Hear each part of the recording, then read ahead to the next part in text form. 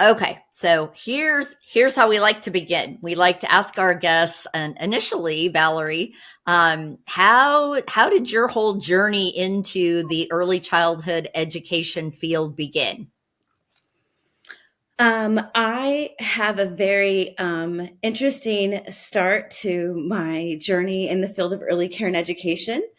My freshman year of high school, I was in a really awful car accident, Oh no. and it left me with a broken neck and in all kinds of contraptions. I was in a nice little halo erector set, followed by all kinds of medical treatment because I broke my C2 vertebrae. That's the Okay, adenoid that. wait. I have to pause you for a second because you are now the third person that I have met that has had this. Dale Earnhardt, who died from the accident. My brother, who also broke his C2 vertebrae and was in a halo, same What? exact injury as yours. What smaller of a world? I mean, of a weird thing to have in common. That's It's a something weird that's, thing to have in common. So yeah. Superman, Christopher Reeves, fell off his horse and broke his neck the same year I broke my neck, Wow. in 1989. So, yep, I was just starting out my freshman year of high school. Launched out the back window of a vehicle and uh, snapped my neck on a railroad track, and it changed the course of my life entirely. Yeah. I most certainly couldn't return to high school. I was homeschooled for quite a bit of time. And then when I was ready to go back, when I was actually mobile enough to get back on a campus and no longer wanted to do packet based education, I was put at an alternative education program that's adjacent to the high school that I attended because I was so academically behind. There was really nowhere else for them to place me, given the fact that I had so much catch up to do. So, in the alt program, that program's generally for kids that are naughty and they get kicked out of the regular school because they're not attending or they're academically performing badly, and so they're put over to this alt ed program.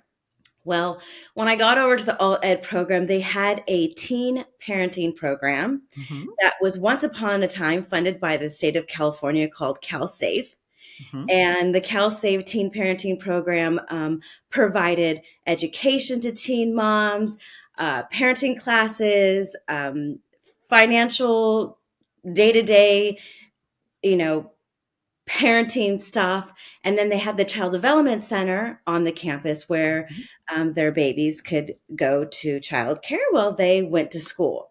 Hmm. So I was fascinated by the Child Development Center. I remember sitting and they didn't even put me in the regular classes as everybody else because they didn't want me being mixed up with all the naughty kids. So I was always set up kind of like in the where the school receptionist sat. And there was a big old window that looked out to the playground where the Child Development Center was. And I was so fascinated with the little babies and the tiny little ones and out there playing. And I could not focus on school. I was too busy, just like I wanted to get out there and play with them. And I remember asking my counselor, "Is it okay? Am I allowed to go over there? Can I interact with them and spend a little time?" And it was like, "Oh, absolutely, of course. Our students can go over there if they're enrolled in a regional occupational program that the main high school operates. We can get you enrolled at that." So they enrolled me in the ROP early childhood classes. Um, and I got to go over the Child Development Center every day, my junior and senior year, while taking academic coursework at the same time and hang out and get to play with the babies and hold babies and play with 2 and 3 year olds and just loved it. Absolutely loved it. So when I graduated from high school, I graduated with my first 6 units in child development, and I met a boy, and that boy ended up becoming my husband many years later. But at the time, he was heading off to college, and I decided, well, I don't know what the heck I'm going to do. I'm going to go too. So off I went, moved out, and I immediately had a job. The moment I got to the community college campus, I saw a job posting at the Child Development Center. I had my first 6 units, so I automatically was employed. I worked at the the Child Development Center on the community college campus for 3.5 years. I was trying to be a lifetime community college student at the time.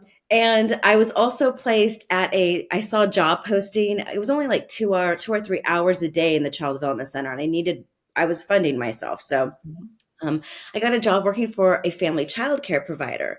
So I would start at a family child care home at 6 o'clock in the morning, then go over to the community college and go to 2 or 3 classes, go to the child development center for a few hours, and then leave and then go back to the family child care home and close until 7.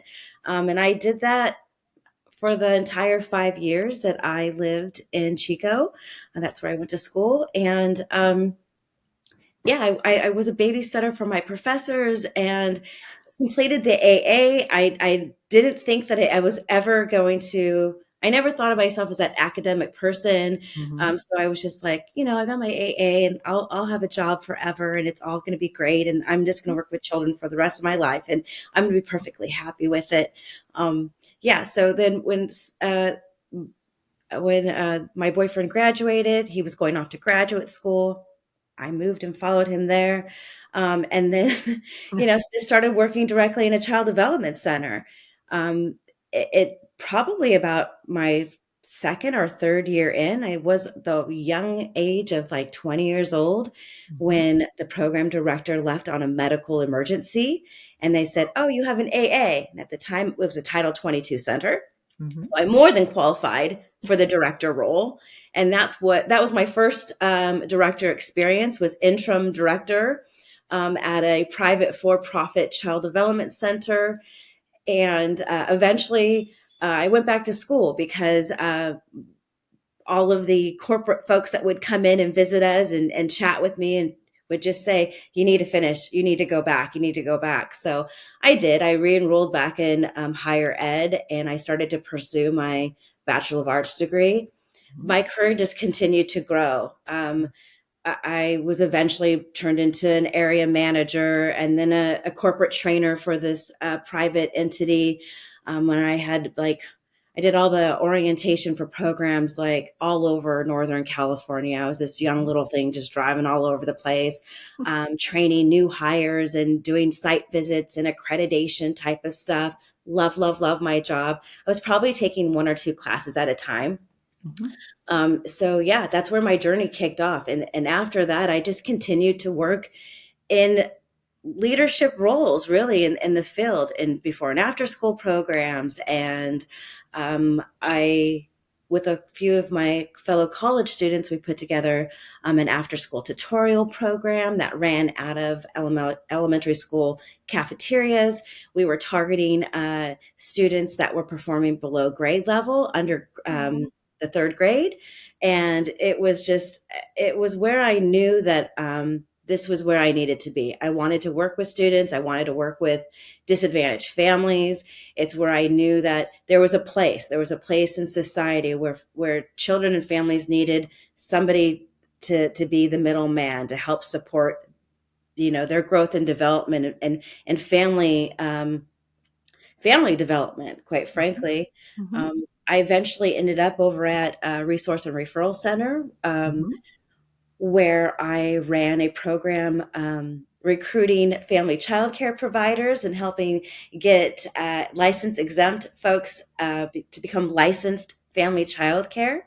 Good. And then I went over to my county office of ed and I spent a good chunk of time doing workforce development. My last name's DeNero, so I was the money lady. That was when First Five funding was alive and well, and Rob Yep. Reiner was out there talking about the first 5 years of brain development and the whole wide world. That campaign, those commercials transformed our field. I All of agree. a sudden, um, my friends, my family, the people that I was interacting with, that all went into credentialed teaching and what they considered formal educator world. Mm-hmm. Um, all of a sudden started to take a different look at what I did for a living and really start to value. I started to see society kind of change and start to value, oh, the first 5 years, the first 5 years. So I really feel like that had a large impact on my passion to just keep supporting the workforce. This workforce that I knew that was just so undervalued and so critically important to society, that the workforce just became my ultimate passion. I wanted to be their number one cheerleader.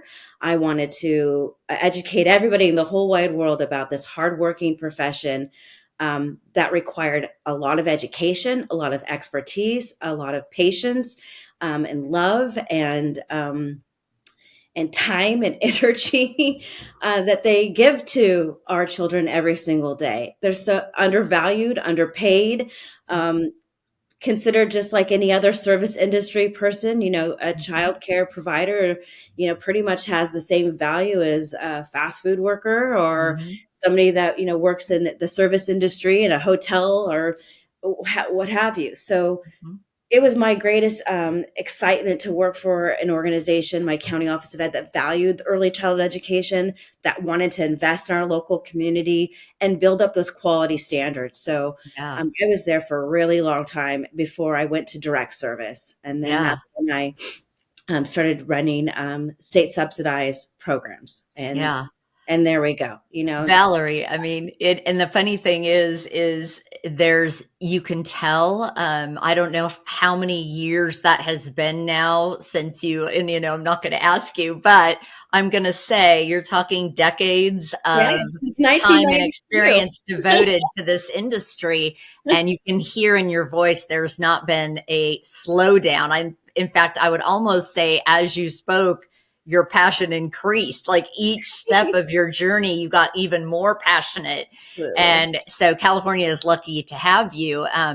So let's dive in a little bit about what are you most passionate in right now? Passionate about having an impact in from your role at Every Child California, because I think you've touched on a number of things. Like, I agree with you. California was a thought leader in putting out that campaign around the first 5 years, and I think many other states have tried to kind of follow along that pathway, but probably weren't as well funded.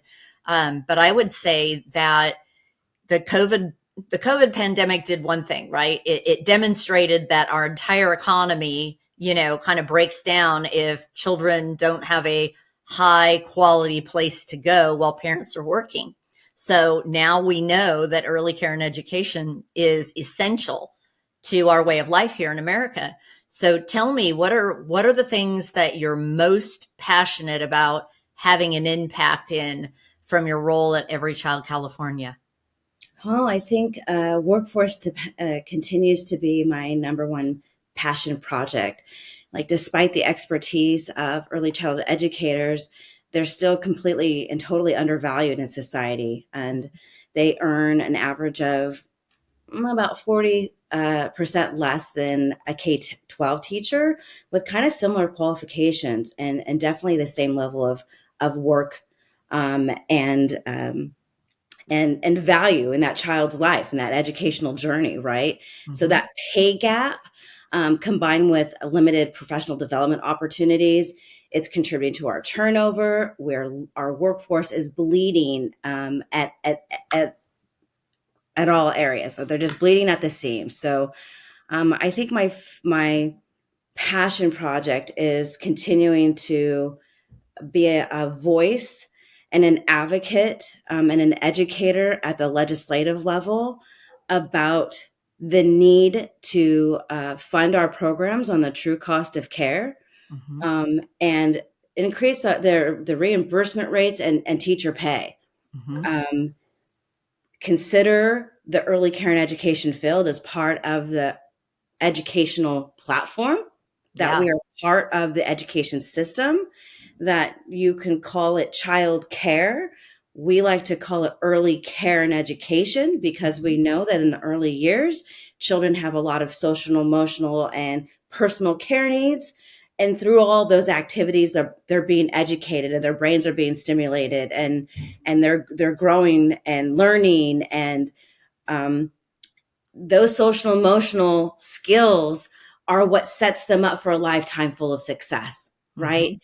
So 100%. my biggest passion is to get the early care and education field in alignment with our K-12 world, and Mhm. that we become a seamless birth through higher ed system in the state of California. That is Mhm. a holistic approach to learning that we Mhm. value from in vitro all the way, from cradle to career, right? Yep. That whole thought process. It is truly, I think, has always been my underlining passion Mhm. and drive, which Mhm. what drives so much of what we do at Every Child California. So that takes a lot of community education and awareness, and folks really understanding what it takes to actually even work in an early care and education setting, Yeah. and what are the requirements to work in that setting, and then what are all the work responsibilities that come along with that, and understanding that these folks are being paid less than the average fast food worker. Yeah. What always blew my mind is when I was in direct service, and we had about, I don't know, almost 300 early educators that were working for the organization that I was part of. About 67% of our workforce qualified for the state subsidy in which they were providing services for. So I always found it like astounding that not only are my teachers supporting and educating children that come from high risk environments and low income settings and vulnerable, high risk situations, the staff were experiencing the same thing. Yeah. So it's hard to uplift someone out of poverty when we continue to pay folks poverty level wages Mhm. and expect them to support a whole world of uplifting them out of something that they're still in. Yeah. So it always blew me away, and we need to get away from that. It's Yeah. still very prevalent, and most certainly in a Head Start and a federally funded program and a state subsidized program, you know, and even the private for profit. I mean, I think Mhm. folks think, oh, childcare must be a profitable world Mhm. because the tuition is so high or so Mhm. much money, X amount of dollars go into it. I don't think the average person really understands the true cost of care, the Oh, not liability anymore. insurance, the workers' comp, and there's so much insurance because there's a lot of liability and risk with caring for young children, Mhm. and it's extraordinarily costly to Mhm. operate childcare services. Yeah. Yeah. So, Yeah.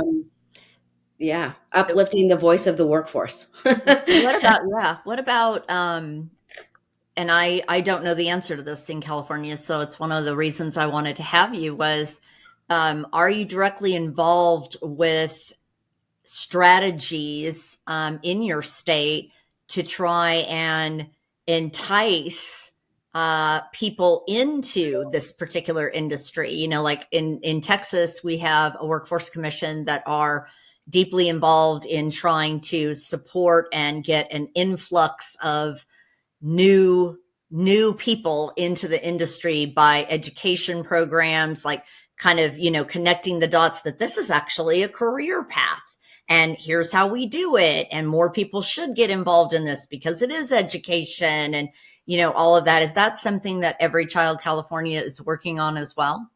Absolutely. We are absolutely strategically involved in workforce development projects. We work very closely with the California Department of Education, the Department of Social Services. They're our partners. We do everything in collaboration on behalf of the field. Um, and certainly with the California Department on Teacher Credentialing. In the state of California, certainly in the state subsidized world, the workforce is required to have what's called a child development permit. Mm-hmm. That's based on education levels that starts all the way from your first 6 units in child development all the way to a Bachelor of Arts degree. Mm-hmm. And we're definitely part of bigger conversations about reshaping the pathways. We know that we're losing our workforce, Mm-hmm. and all of our seasoned veterans that have been in the field have been doing this for a long time, despite the low wages are starting to age out. Mm-hmm. We have a very smart and savvy new generation coming up in the workforce, and they're not having it. They're Mm-hmm. not going to walk into a situation where they're required to have education and work long hours and be expected to do assessment tools and take work home and work. It's a lot of work. They're not going to come into this. It's not sexy to come Mm-hmm. work in childcare, Right. right? It's Right. not. It's not a career pathway that anybody's looking at. Mm-hmm. Um, in fact, regional occupational programs that used to focus on child development in the state of California have gone to the wayside because when the California Department of Education released career and technical education dollars to local high schools, they removed child development from the structure because it didn't equal a living wage. The whole idea of the CTE career and tech education programs was to offer high school students an opportunity to graduate with a high school diploma and be able to enter into the workforce Mm-hmm. right out of high school. Mm-hmm. And childcare used to be part of that structure. It is no longer part of that. We've lost our pipeline. We've lost our pipeline investments, our workforce investments. There aren't opportunities for loan forgiveness programs. Community colleges are offering more child development classes online than they are in person. There's not as much availability or access to these classes. Meanwhile, the qualifications continue to increase. Yeah. So we're very much strategically at the level of trying to rebuild that pipeline, being part of workforce development projects to support a pipeline. And definitely, you know, partnering at the local level with, we're a membership based organization, and we support the leaders of early care and education. So supporting them to be at their local level to get some alignment going on between their local high schools, their community colleges, getting out there in the world and talking about working in the field of education. And I think that's where the conversation really needs to start. We don't actually have to have someone define what role they want to play in the field of education. We need to start talking about the value of working in the field of education in general, Mm-hmm. starting with educating everybody about education starting from birth on, Yeah. and it not being looked at as babysitting or Mm-hmm. childcare, Yeah. right? Yeah. So, yes, we are very strategically involved in many projects that support workforce and workforce pipelines. Most certainly in the world of advocating for true cost of care, and working towards a different methodology for reimbursement for programs so that we can increase teacher wages and offset all the costs that come along with the services that we render. Yeah. Yeah. I think we touched on it for just a minute, but I think one of the things that is a great challenge in the childcare industry alone is, your labor costs is the biggest portion of your P&L. Your expense line items that are large aren't necessarily even your facility itself, although that's also increasingly expensive in California. The labor costs are really high. And if I don't know if you have these numbers, and I know I'm asking you off the top of your head, but I would say, the average center probably has somewhere in the neighborhood of 30 to 40 employees if they're caring for 100, 120. I think I'm roughly in the ballpark there. And so their labor costs are very, very high.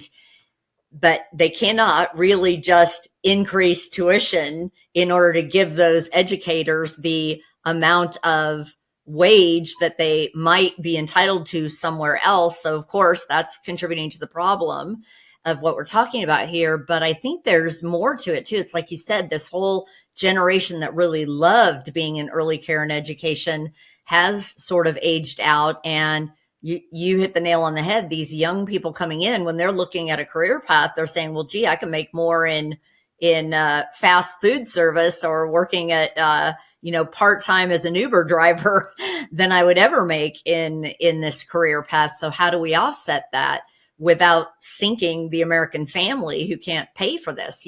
So there's a lot of things going on here, a lot of things at play.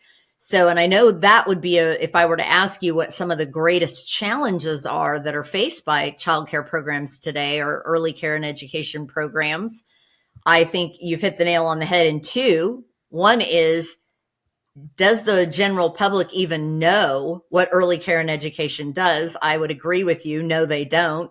So No. we almost need a national campaign to educate the world on what do we do in early care and education. Two, the lack of funding that's really available because it's hit this tipping point where there's no way to raise tuition rates enough to make a livable wage out of this number of educators in the programs. And so that's going to be something that'll be very, very difficult to do. But I think I think if we can get the word out there, I think the general public will want to invest in that. And I always say, if one drop of the investment we make in universities, if we took 10% of that funding and put it in 0 to 5, we could do a lot of things. And to be honest, right? And to be honest, and I've been saying it a lot lately. I've been saying if we could take part of that investment and put it in 0 to 5, the kids who go through a high quality early care and education program will be better set up for public education or private education, either way, and unlikely to need so much help getting into or achieving or funding their own university or extensive education. Do you agree with that? Absolutely. I think it's the theory of pay now or pay later, right? It's a value statement. It's a value statement of how we, what we value as a society, and what we believe. And it's interesting. In the state of California, the delivery system of childcare is so complex and so diverse. So we have our private for-profit programs that are funded out of the pockets of a consumer, right? The consumers can't handle it. I mean, the average cost of child care for an infant or a toddler is sometime exceeding the cost of an average mortgage or rent that folks are paying. Yeah. So from a consumer standpoint, they're like, are you kidding me? You want me to pay almost $3,000 a month for childcare services? And you want to tell me that your people aren't being paid enough and you need more money, right? So there's definitely a misunderstanding and disconnect there about the cost that's involved in operating that. So if we think about in the state of California, for example, doing some cleanup is lowering those costs for folks that operate early care and education programs. Then you have this big gap between those that can afford childcare, those that are over income that can't qualify for any form of subsidy, and they're just lost. And so those kiddos are getting lost in the entire system. There's no place for them. They're usually being cared for by family, friend, and neighbor, babysitter type of true babysitter type of situations by grandma, kith and kin, whatever. Yeah. And then you have our subsidized programs that have these tremendous amount of requirements that are what we call like unfunded mandates. There's just so much that comes into the cost of childcare because it's care. So much like running a restaurant, you have Cal OSHA that oversees your business operations. You have state taxes that impact your payroll and things like that. And so even restaurant owners are like, the cost of even operating a restaurant is almost getting it's almost becoming impossible. It's even greater in the early care and education setting. They are a business owner. They are operating a business. Their business is human care. And with human care comes a great deal of cost that comes to it.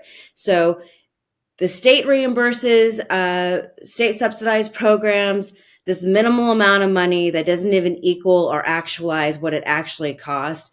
There's these wage compressions that have to happen because we can't go past the wage ceilings in order to afford to keep the roof over everyone's heads. And then California did some phenomenal things in the space of early care and education, and we implemented transitional kindergarten, which California defines as universal preschool, because 3 and 4-year-olds in the state of California have access to attend a part-day program on elementary school campuses. It's a mandate. It's now a new grade level, part of that California's education system. And is this the best setting for our children? Is it the most developmentally appropriate setting? And we're having some developmental issues that are happening in that setting. However, from a consumer standpoint, there's different care types for a 4-year-old. Now, all of a Yeah. sudden, where we're using the same terminology to define programs that are not equal. Yeah. We're Not using the comparing same apples to verbiage, apples. the same terms, the same ways of describing things to programs that operate completely different, Yeah. that are funded completely different, Yeah. with different quality factors, different workforce qualifications, different reporting requirements. All of those things have rocked the early care and education world, And because you can't compete adding, for free. yeah, You can't adding compete for free. complexity doesn't make the system operate better, and it makes it confusing to the consumer, which Absolutely. backfires. So, as amazing as transitional kindergarten is, and big wins for California in terms of investment for a universal system for 3 and 4-year-olds, it has actually completely decimated the child development world. So, the private providers at the local communities are closing doors. They're losing workforce. One, if I'm going to work with a 4-year-old, why wouldn't I just go work for a 4-year-old at the elementary school campus and make $80,000 a year versus working for the private program down the street and making $34,000 a year with the same teacher qualification, right? Yeah. So a lot of our workforce shortage is due to that, but it's a lack of investment to backfill, right? It's like we can invest in transitional kindergarten and K-12 and teacher workforce development. We're missing the backfill pipeline workforce investment that has a pathway, Yeah. right? In my opinion, I don't care if we lose early childhood educators to K-12 or TK-12 environment. Mm-hmm. More the better, right? Yeah. The more educators we have that are rooted in early care and education and child development are going to be that much more stronger in their educational practice, understanding how the brain works and how it develops and all those other pieces that come with Yeah. it. Yeah. We're not reinvesting back on the other side of the spectrum. So what happens is early intervention services at the infant toddler level get delayed, and that child still isn't entering that TK space ready. Mm. There's still developmental delays. There's not a lot of research that's showing that half day TK program is really moving the pendulum in terms Yeah. of third grade, reading readiness and all of those other benchmarks that we Yeah. utilize in the state. So it's not apples to apples. Our entire subsidized system has completely changed. So we now have oversight of programs through 3 divisions. Oh, We have community care licensing that oversees licensed child care programs. There's probably about close to 60,000 licensed child care centers in the state of California. mm-hmm. That's the one thing in California that pretty much ties almost all care types under the same umbrella, Mm-hmm. with the exception of TK. Mm-hmm. And then you have the California Department of Education that operates a part-day preschool program and full-day preschool program. That's now competing with the transitional Prop $98 that are under that house.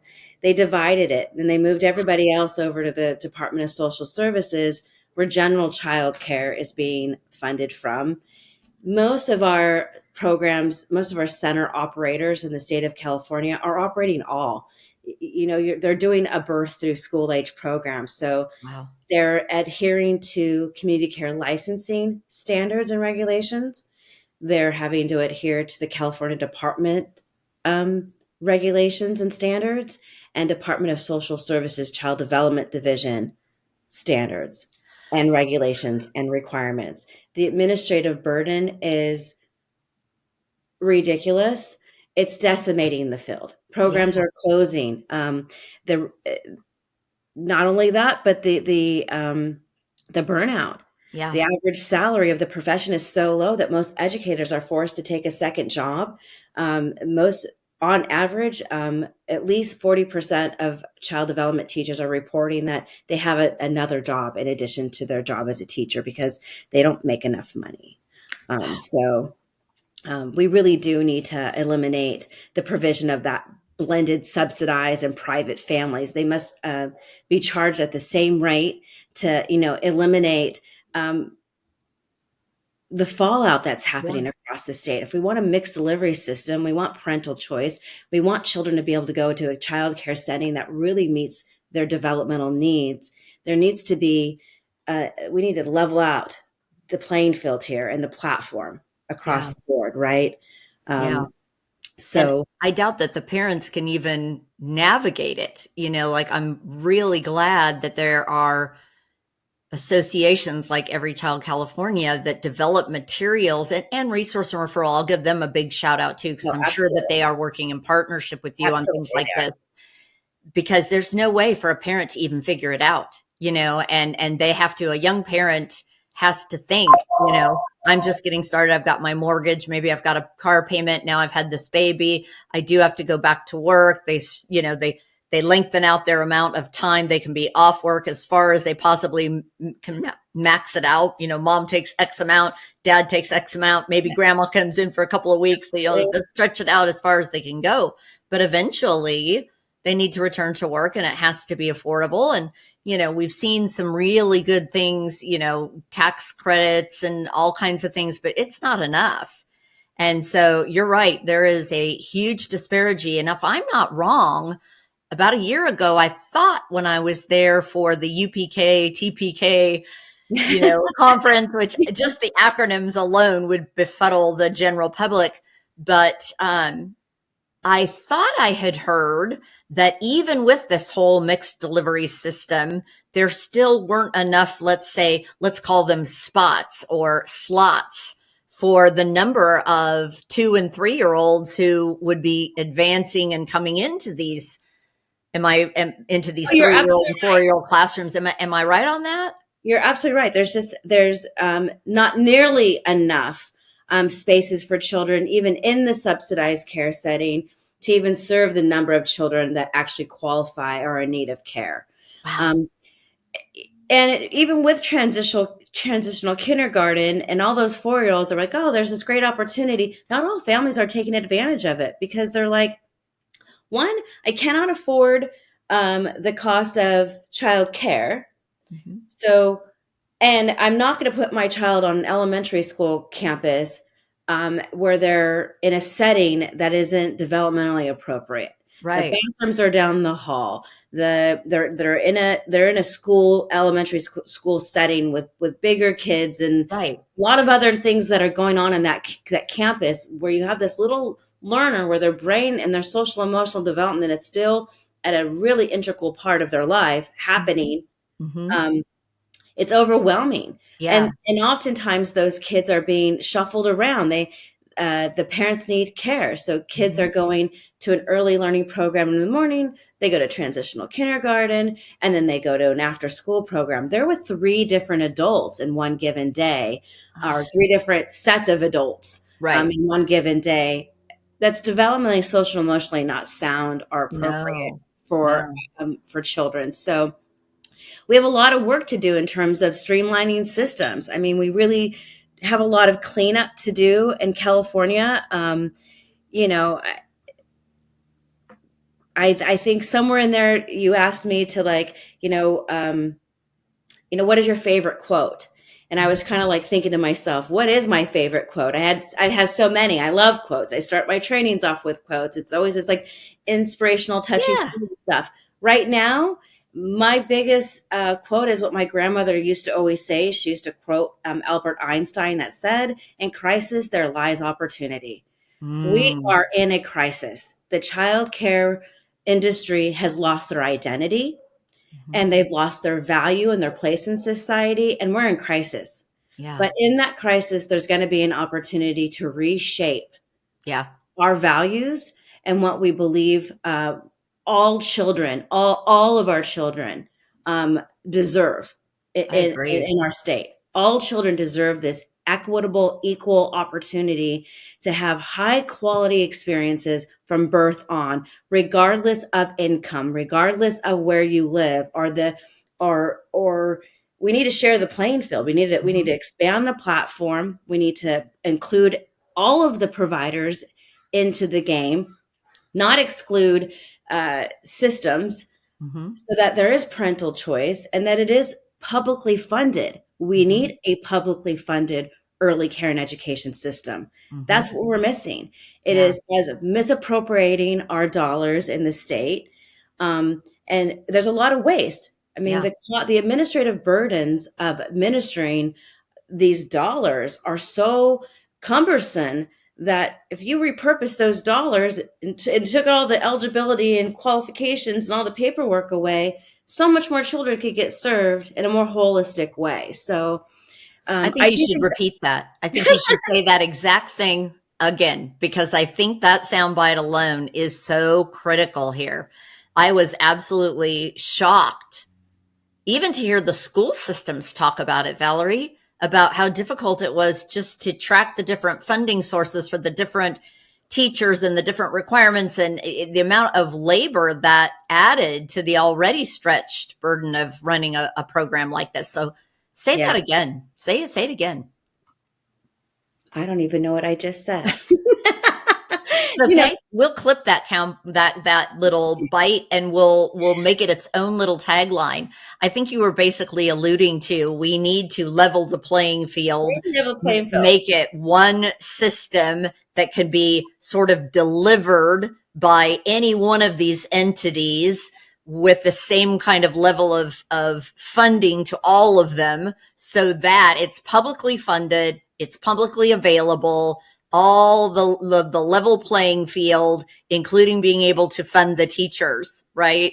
I mean, And I our think if you entire did that, education system, yeah, the entire education system, education should be a right, not a privilege. yeah, And that starts um, from early on in life and all the way through higher education. It yeah, should be a privilege to seek out higher ed. I yeah. mean, I was one of those that had to pay for myself to go through school. It took me Mm-hmm. 11 years to get the Bachelor of Arts degree because Mm-hmm. I had to inch my way there Yeah. to afford it while working multiple jobs at the Mm-hmm. same time to get there. Yeah. That shouldn't be the case. Yeah. Education should be a right. It should be Mm-hmm. available to everybody. So when I say publicly funded education, I mean like Finland, Yeah. where they fund it from birth, from cradle to career. It is Yeah. part of their educational structure.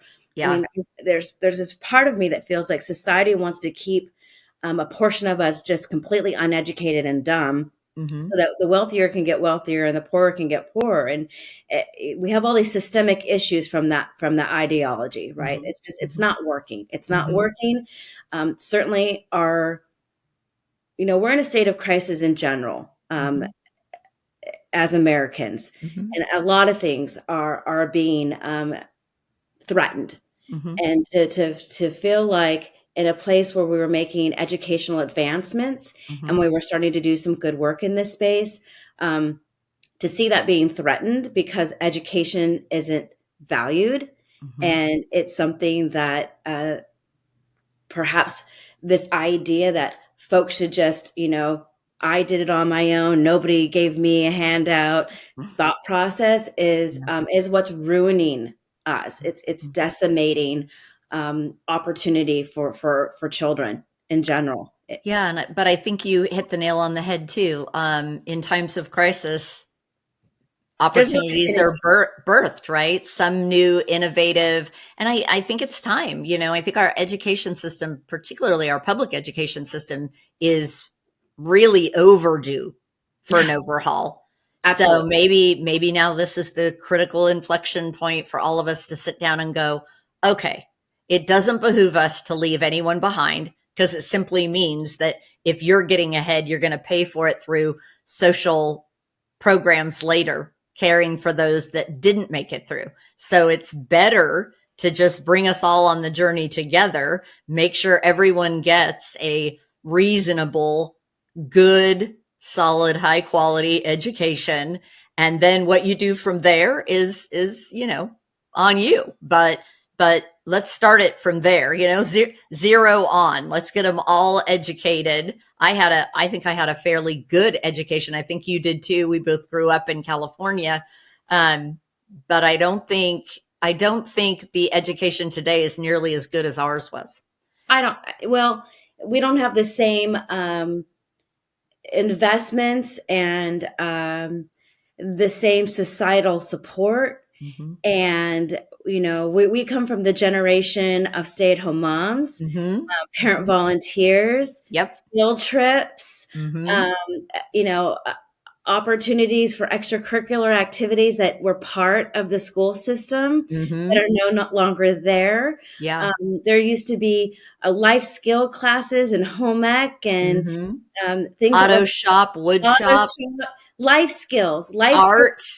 Used to be part of our system that are no longer there. So you're absolutely right. It's not apples and apples. No. We're valuing the wrong things and we've got it all wrong.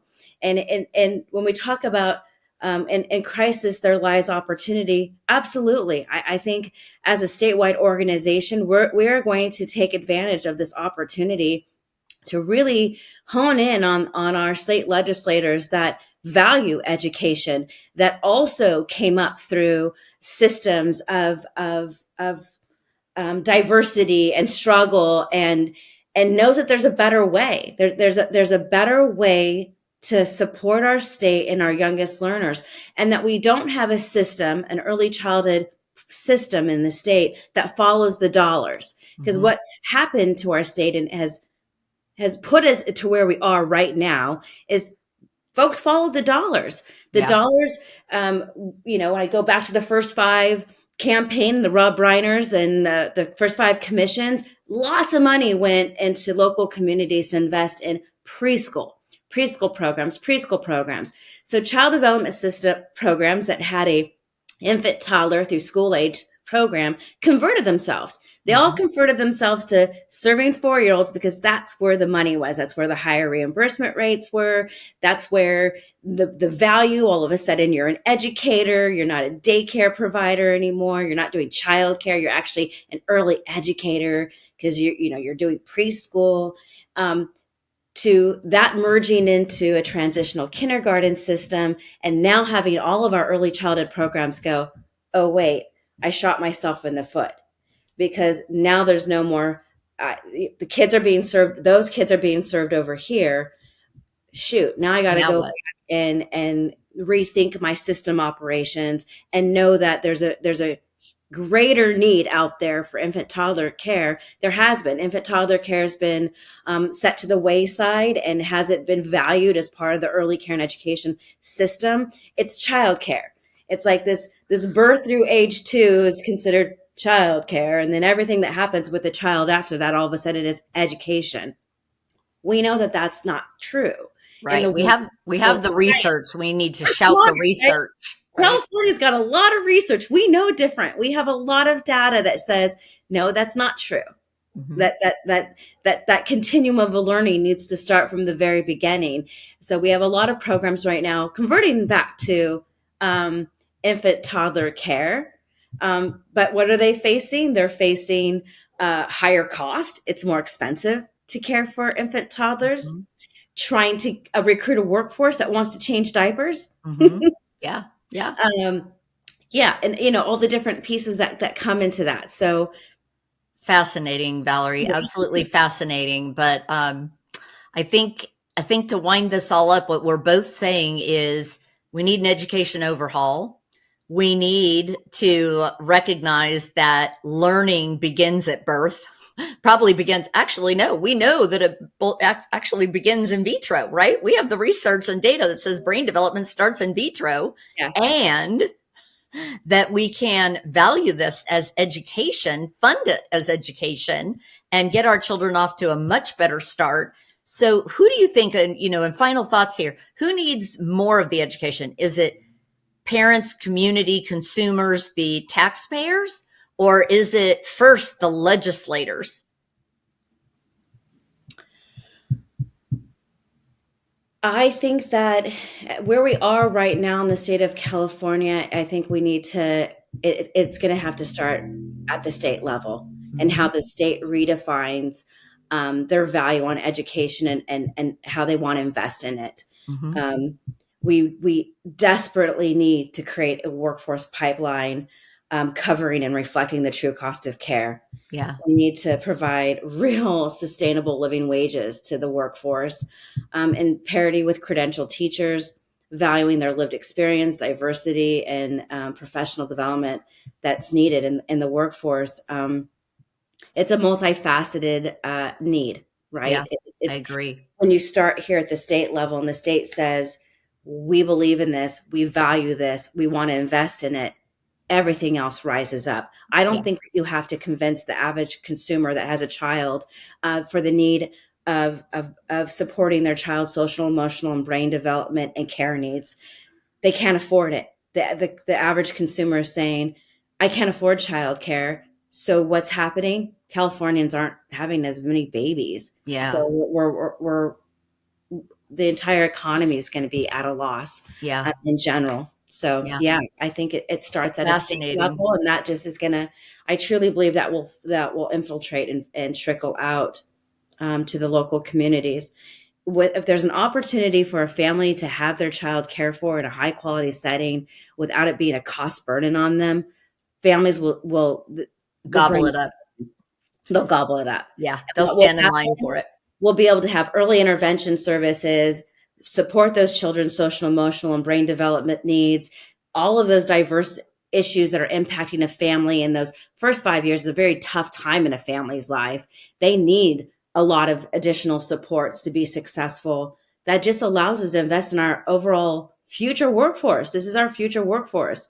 You have Right. a child that comes up from birth being invested in all the way through higher ed. Oh my gosh, can you imagine the possibilities of the incredible things those individuals will do for our society, and create even more broader and more beautiful opportunities. We see this in other countries. I mean, if Yeah. we just look at Finland in general, their Yeah. society is a lot more happier. Their workforce is a lot happier. Why? Because they were invested in early on. They as a human being in their world, in their country, they feel valued as a Yeah. human. Yeah. I've read that same exact thing. Of course, country is much smaller, but if any country has the ability to innovate and create that kind of sustainable education program, it definitely is the United States. We just need all the greatest brains in the world looking at it, thinking about it, and investing in it. And California, we need to be the leader. I mean, we're this size of a country, so That's right, California. We challenge those Californians all the time. So, in wrapping this up, Valerie, thank you so much for joining us. You're an incredibly articulate subject matter expert, and your passion just comes right through. So, thank you so much for having this conversation with us. thanks for having me. It's always a joy to be able to talk about something that is so near and dear to my heart, and what we know is important for society. Mhm.